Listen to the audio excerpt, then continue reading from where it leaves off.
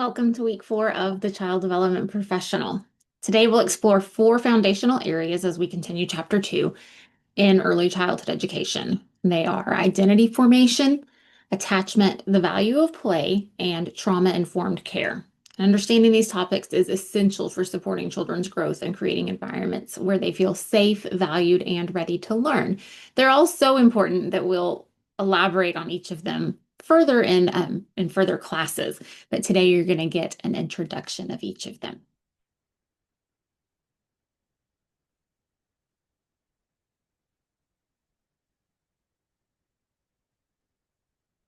So, research in classic developmental theories like Maslow's hierarchy of needs, Erikson's psychosocial theory, and Bowlby's attachment theory demonstrate that a child's self-concept is foundational to their social and emotional health. As early childhood professionals, we play a critical role in fostering this development.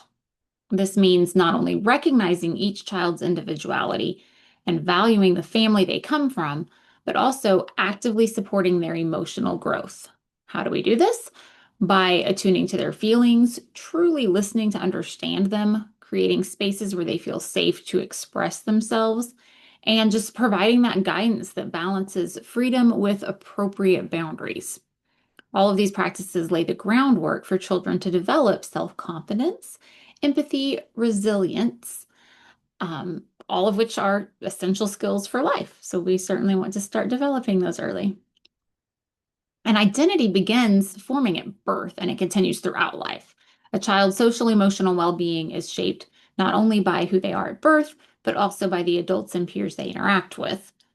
And so your job as an early childhood professional is to recognize all the multiple factors that influence their identity. Like in this diagram I've got here, culture, gender, race, language, abilities, their economic status, all kinds of things that shape who we are.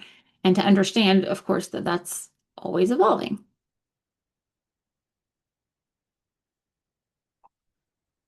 Also, our role is to support children's identity by creating environments that honor and respect each child, as we already said, but here's further ways to do that. This includes recognizing their emotions, listening without judging those emotions, providing safety, and allowing them to express themselves. Modeling self-regulation and empathy in ourselves teaches children how to interact with others and to navigate this diverse world in which we live. And some of you might have seen some feeling buddies at your center or in your classrooms, and here's the faces on those feeling buddies. That is part of conscious discipline and their techniques, but you might have seen them whether or not you have taken a conscious discipline continuing education course.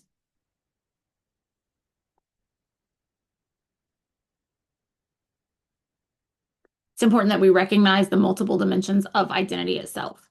Being aware of these helps us understand and support children and families with compassion. So part of what makes us who we are is our gender, our ethnicity, our race, our economic class, our sexual identity, our religion, our language, our abilities, and our age. And awareness helps build compassion. And I realize we kind of touched on those as environmental factors that make us who we are, but these are also things that people might say when you say identify yourself. They might say if they're a man or a woman, they might say their ethnicity, their race, and these things on here.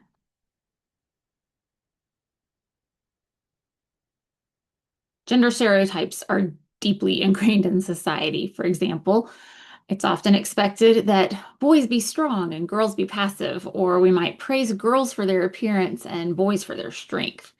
And part of your job as an early childhood professional is to reflect on any unintentional biases we might have in that area and work to challenge those assumptions. And that helps us create classrooms that are inclusive and supportive for all children.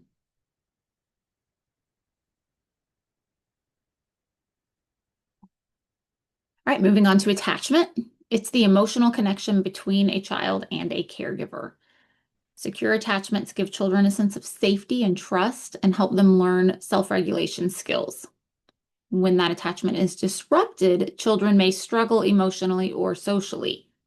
Understanding attachment theory helps us support children effectively in early childhood environments.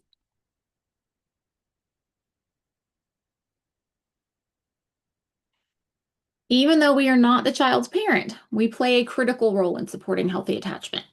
This includes meeting children's needs with care, identifying any signs of insecure attachment, and then partnering with the families to promote emotional well-being.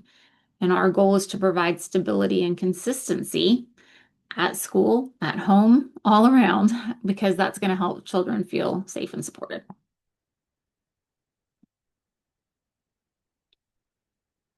All right, moving on to the value of play. You're going to learn a lot about the value of play throughout all of your courses because that's how we teach children is through play. The job of the young child is to play, and it is our goal to make that play meaningful for them in a way that they can learn through it. It's essential to children's learning and development. It allows them to explore the world, practice their social skills, develop problem-solving abilities, and express themselves creatively. And there are many different types of play, from symbolic play, where children use objects to represent other things, to sociodramatic play, where, sorry, not on the right slide for you here, or maybe I am. Sorry, where they represent other things, to sociodramatic play, where they act out roles, and understanding these types helps us plan meaningful activities in a classroom.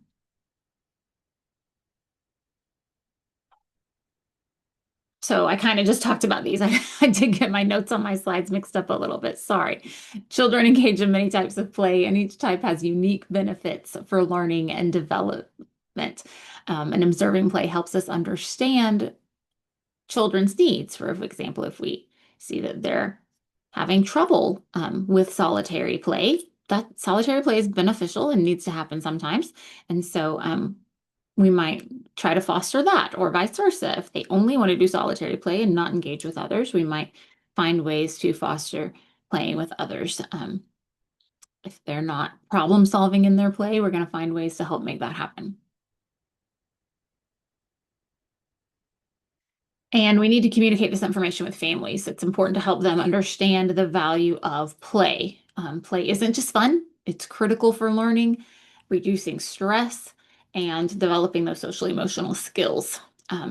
So you will hear throughout your career, if you have not already, um, that the kids just come to you and play all day. Well, they should be playing, their kids, but what you're doing as the professional is creating types of play that help them learn. So it's not just for fun, it's for all those things we just said. So you need to also encourage parents to make time for play. They need to take advantage of outdoor spaces, and they need to trust their instincts as they observe what their children enjoy in forms of play. But play is very crucial at this age. Okay, also moving on to our next topic of trauma-informed care.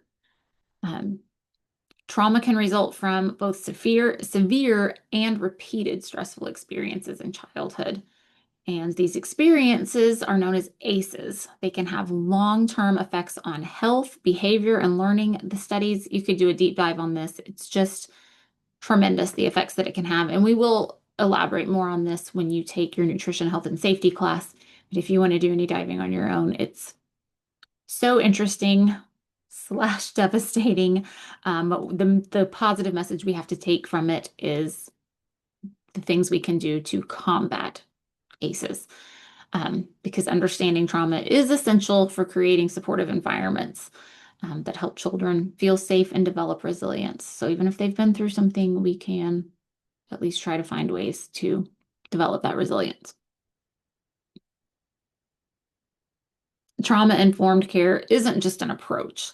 It's a framework for all early childhood programs, because then we can support children by providing safe, high-quality learning experiences, engaging the families, reflecting on our own practices, and advocating for broader community support to reduce adverse childhood experiences.